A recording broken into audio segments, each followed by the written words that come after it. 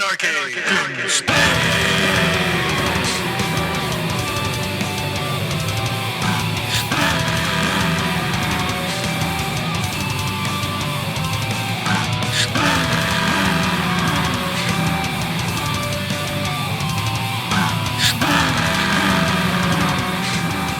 All right, welcome everyone to episode number 29 of Anarchy in Space? Question mark? And you say welcome everybody. We don't really mean everybody. There's a few of you out there we really wish would just stop listening. I mean, I don't know who they are, but They know who they are.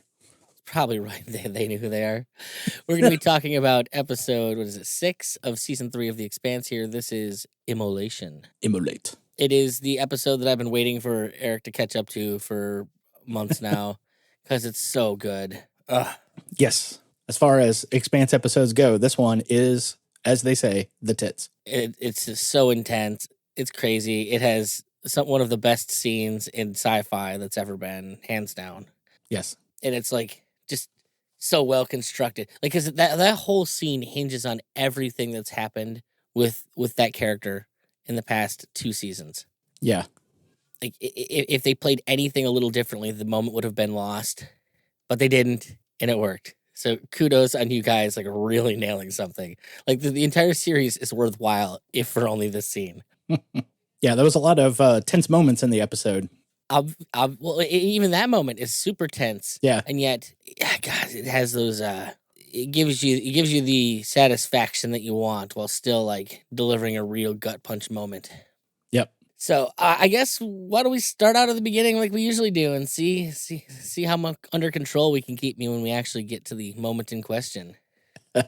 Yeah, so this one began exactly where the last one left off. They're showing the missiles, proto-molecule hybrid missiles being shot at the Agatha King.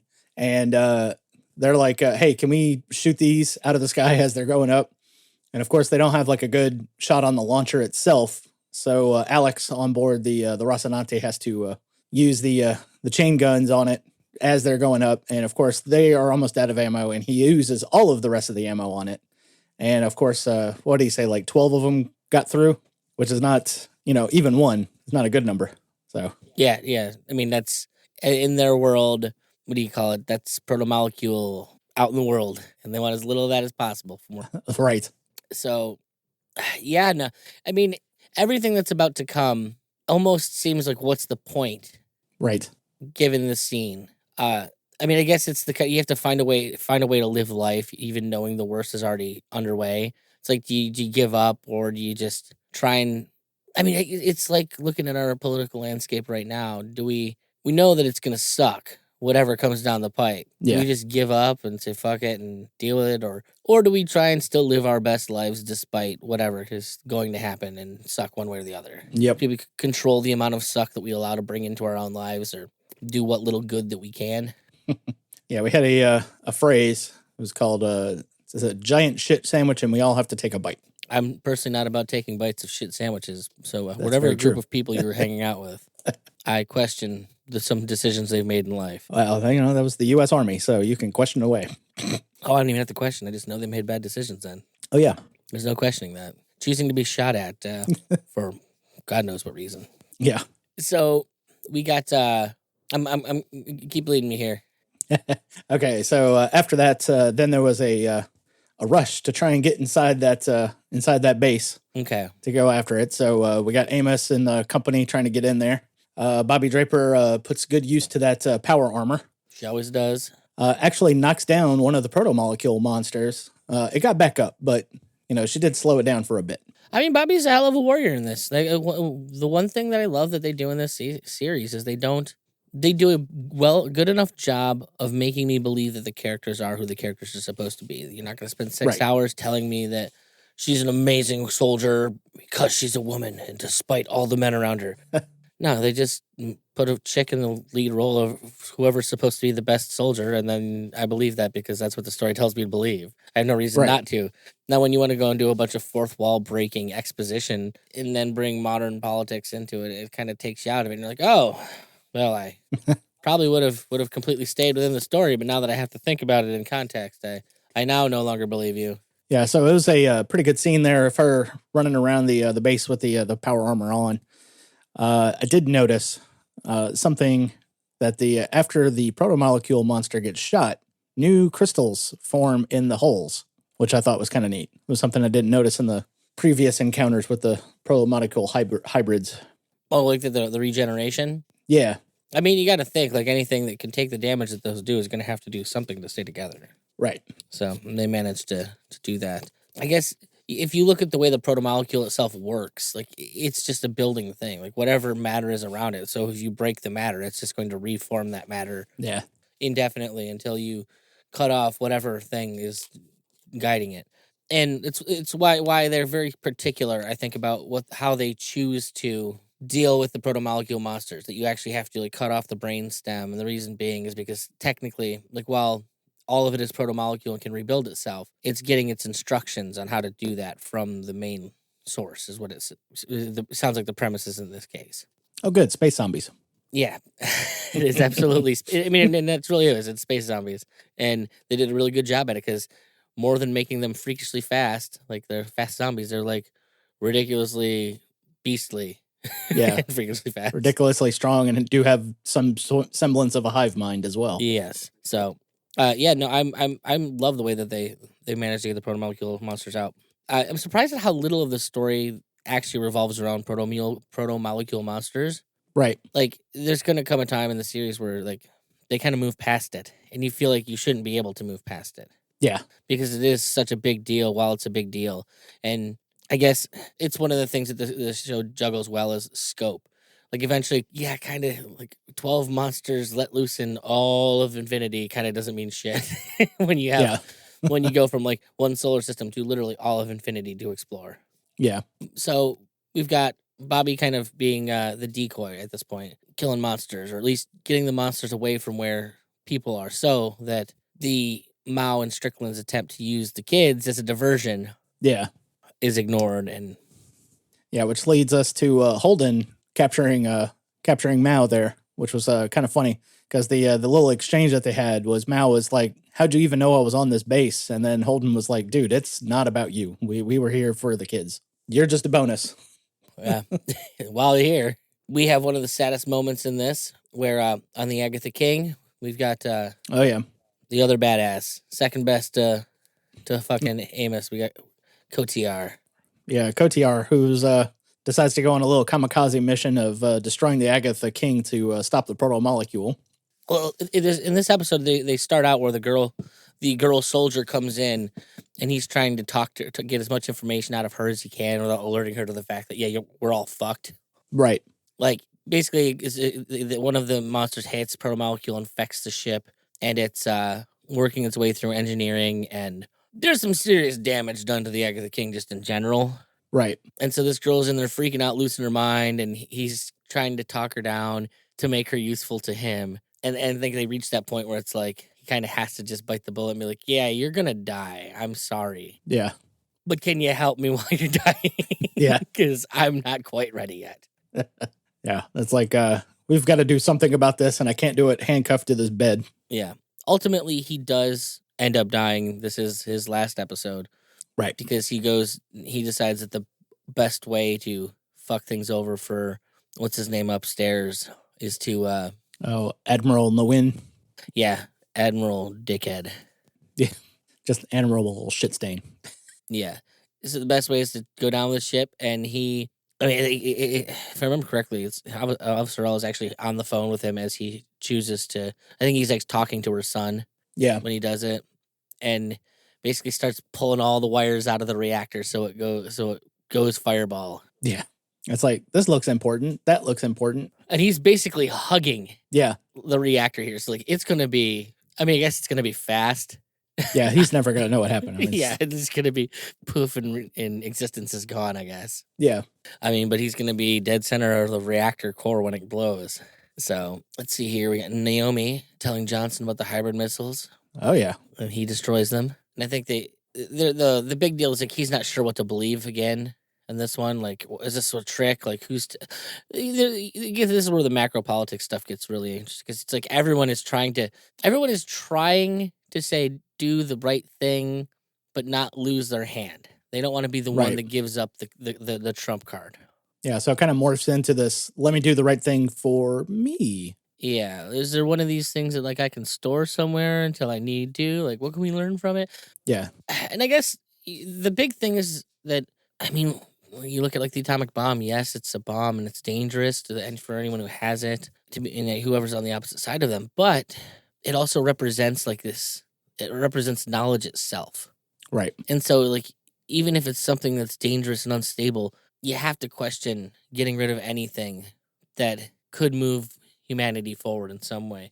And so much of that stuff is used. I mean, look all what we've gotten out of nuclear energy from the Manhattan Project, and it's a very dangerous thing. Yeah. I was even having a little back and forth with my son about thorium being used rather than uranium or plutonium. Yeah. And then I was like, yeah, and then we had to go mess all that up because we had to have bombs. Oh my goodness. And you can't make a bomb out of thorium. Was it because it goes inert, right? Yeah. Anyway, so meanwhile, all this is going on. We have the aftermath of that video of Aaron Wright going poof space wide. Right. And Anna, does what Anna is supposed to do. Yeah. And we finally get our handcuff moment, Aaron Wright being dragged off for his crimes against humanity, so to speak. Yeah. They'll have to give it to him. I mean, he didn't like try to deny and deflect. If I remember correctly, he went down just talking about what garbage human being Anna is. Like he whatever he is, he believes solely in his supremacy as a human being. Like, I did what was right and you just don't have the stomach for it. I guess he gave his interpretation of the Jack Nicholson speech. Right. You want me on that wall. You need me on that wall. Right. I was like, and this guy, he would give an impassioned speech to a custodian about the usage of a mop, Yeah. A little bit of disdain for Esteban.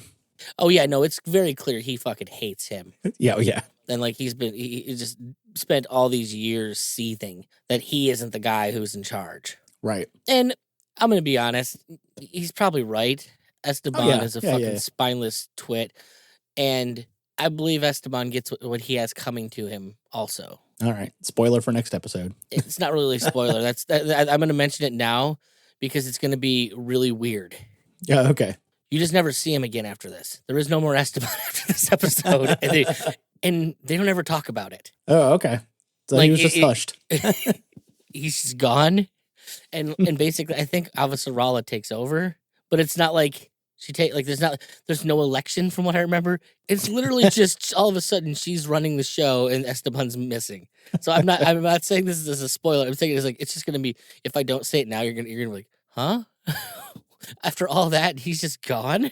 Like that was that whole arc. So it was like what was it, Cousin Richie on Happy Days, where he just went up into the little apartment above the garage and never came back down again. Yeah. Well, what's going to be even more funny is that this whole thing, like Anna's entire purpose for being in this show was through Esteban. Right. She's going to have a whole bunch more series left. He's gone, but she's not. Yeah.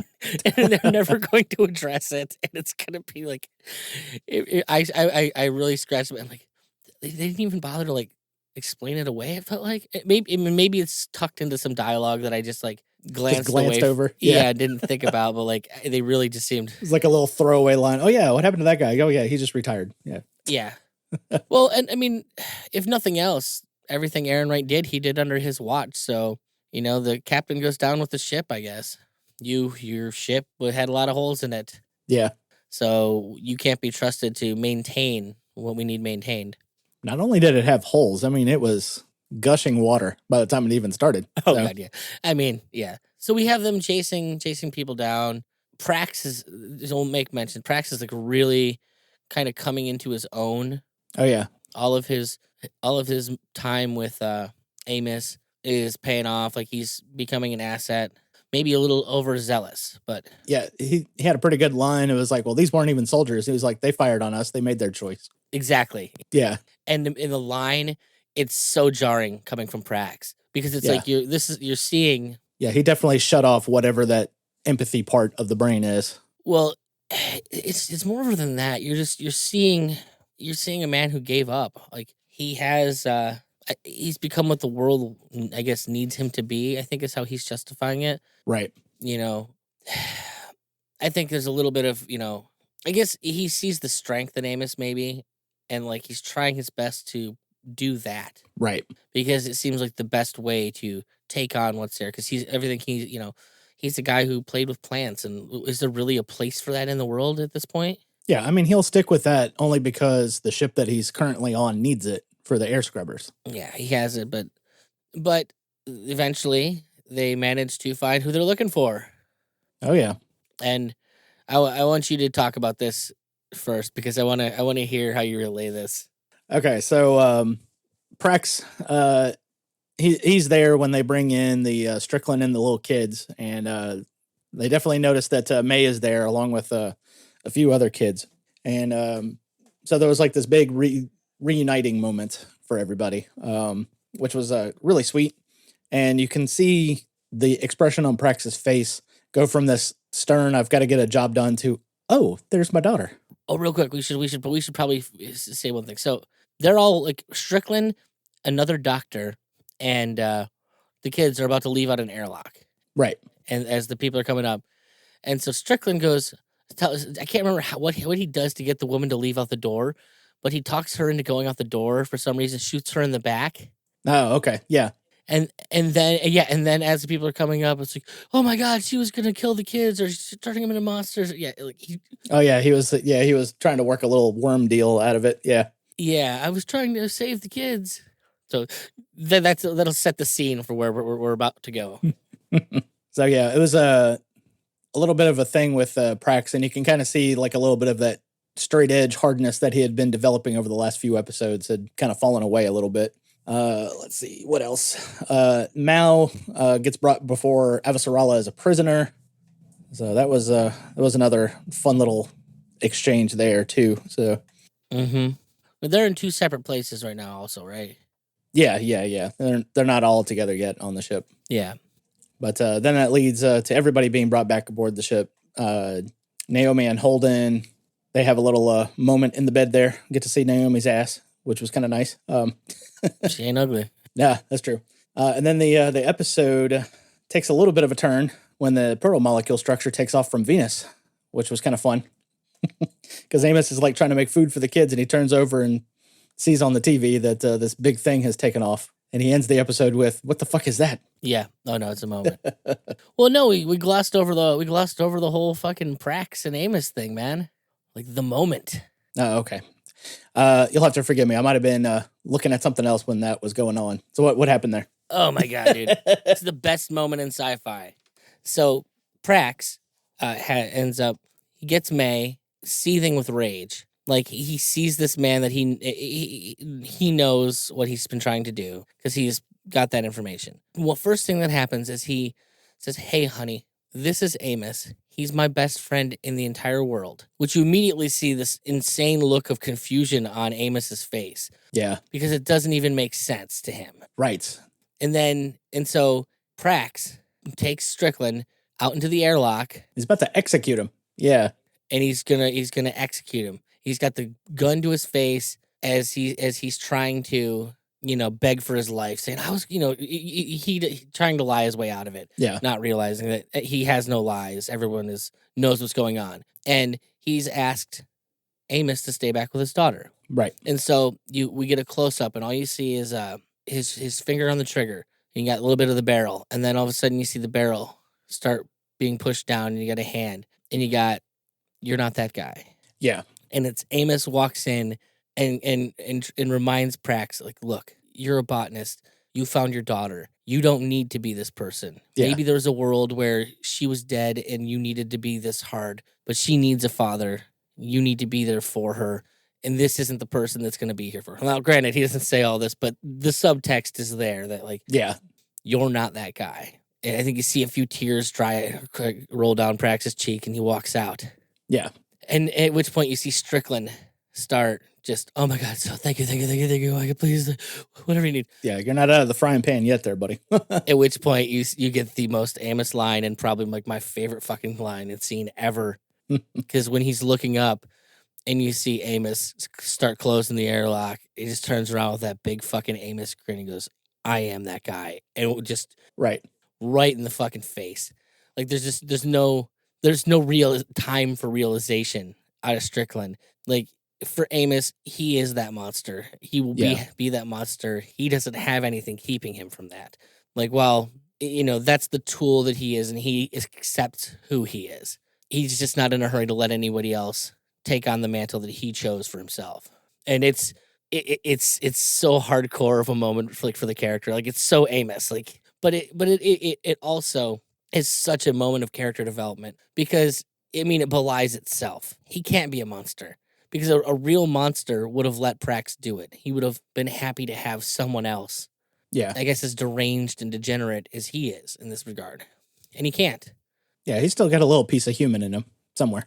I mean, there was like just you could see it. It's such good acting. Honestly, better acting than I think you get in a lot of the show. Right. When that moment where he says, "This is my best friend in the entire world," and he just, you get that he didn't realize that there was this relationship happening between him and Prax. Right. He's just trying to help a dude out, and that was all it was. They didn't realize something like a friendship was even possible. We'll say, and remember that line because that line actually comes into play later. Not, I think it's in the next episode. Like there'll be echoes of it, but. Oh man, what a moment. I love it. Yeah, I might have to go back and watch it again because I think while all that was going on, whatever reason I just went into autopilot. Dude, there's literally just cuts of that. I think there's a cut on YouTube that's literally the best moment in sci-fi history. Yeah. It's titled, and it's just that whole scene. Now, obviously, me and Liz have been watching season 4 right now, and she's like, oh my god, every episode, like, is every episode end this way? And I'm like, every episode ends this way because it just keeps ratcheting it up. And that is the one thing I find with the show is just every episode finds some way to ratchet it up because you have that moment, and it's such a big, powerful moment in the show. It's such a climax point, and then what do we do from a climax point? We bring you. Oh shit. Yeah. Something else just happened. Yeah, they give you something that makes it kind of seem quaint. Like, oh, there were like people problems before and now we've got galactic problems. What is that? Yeah. Yeah, there was a kind of a thing, and as soon as I saw it emerge from the Venus clouds, I was kind of looking at it. I was like, I have to admit, I was a little bit I was like, really? The Death Star? Because it's this large globe-looking thing with protomolecule blue lights and stuff, but Well, so pardon me because it's been a couple weeks since I watched this episode. yeah. Do they leave it as the Death Star at the end of this episode, or does it show its form? Yeah, they show a little bit of its form. It just emerges from the surface of Venus, and you can see that it's a globe shape with some stuff coming off of it, and the blue lights and everything on there. Okay, well, yeah. So that's not really its shape. That's just it emerging. Yeah, Thank God. Yeah, it is very not a Death Star. That is fun. That I didn't even I didn't even think about that because I watched this whole series the first time. All was like one big thing. I did what Pete did. Okay. Like I watched the first couple episodes and was just in. Yeah. And I think I literally think I watched the entire series all the way through season 4 in like 4 days. So I go immediately from this to like what happens in the next episode, where I think is where we actually see what's going on. Yeah. So there's probably more of it. So I guess I only got to see like the top portion of it, maybe. It's just not it's not done forming, I guess, is the point. Like you didn't. It's not that you didn't see that. You just saw a part of it. It's just that it's constantly evolving. Right. And so it's like one of those kids that's only partially baked at this point, but it's going to where it's going to be to fully bake. Yeah, dude, I love this episode. I'm bummed. Like, man, you didn't get to geek out at that moment like I wanted you to. Yeah, I was like, oh no, he just stopped the execution. Okay, on to the next thing. Yeah. No, yeah, it was anything but just stopping the execution. It's like, wow, that is the most like insane way to undercut what that scene is I've ever heard. I posted a video about it to Jacob like when I first started talking about it. And I was like, oh my god, it's killing me that he hasn't seen this yet. And Jacob's like, I know that moment's awesome. It's so fucking cool. Nope, I had to be the killjoy on that one. So. He fucking killed some joy on it. God, I'm sad inside. Yeah, I apologize. So I guess anything else that we're missing on the episode? That's it, right? Yeah, that's pretty much it. So we'll get to see what else is doing from Venus on the next one, I guess. Oh yeah, I can't wait to get more Anna. Different Anna going on. I wish we'd get more not clothed Anna though. Hmm. I'm all about the naked. Yeah. So, what are the technicals on this one here? I guess. All right. So season 3, episode 6, titled "Immolation," directed by Jeff Woolnow, written by Alan D. Fiore, and it was Italian, so I had to sing it a little bit. It came out May 16th. Oh, dear for yeah. Yeah, exactly. May 16th, 2018, and it had a little bit of a ratings bump at a 0.609. Yeah, I mean, this is like your mid show spot, right? Yep. Yeah, directly in the middle of the season. I mean, it keeps pretty close to that. It keeps pretty close to that actually, moving up from here on out. Yeah, there's only a slight dip on episode 9, but it's not that much. Well, and So- it never. I think it only gets below six once or 0.6, and then it actually hits 7.73 Yeah. on the penultimate episode of the season. I think that this is where they were starting to build a little buzz. Yeah. Right as the show's canceled. In fact, I would almost put money on the fact that this is about like Immolation is probably where they announced the show was getting canceled, and people are like, Right. "What, you guys had a show? I didn't know there was a show." You had a show? And people, Yeah, and I'm kind of looking at episode 12 and 13, and it looks like they did like a 2-hour season series finale. mm-hmm. And so when you look at episode 13, 100,000 viewers just checked out after the episode 12 was done. So Probably didn't have time to stay up that late, that kind of thing. yeah, something like that. Well, I'm Especially with them dropping F-bombs all over the place. What the hell? we're dropping bombs, all right. Well, as always, folks, thanks so much for hanging out with us. We enjoy you're taking this ride with us. I have been working my butt off on the website to revamp and move all of the audio on my end to my Libsyn stream. So it'll be in our main stream, and it'll be updated with with show notes and a nice interactive page that I have been working diligently at. It's never a moment to yourself when you do podcasting though. And I'm trying when I have so many like bonus shows and things that I do that it's I'm burying myself. Oh, yeah. I actually went through last week and did thumbnails for every episode. That's how much work I've been putting into this. Yes. That seems like a lot. Episodes that have already been released, I went through and did thumbnails for. So, oh well. Thank you so much for hanging out with us, folks. You go and have yourself a good one. Take on the universe. Yes. 1 star system at a time.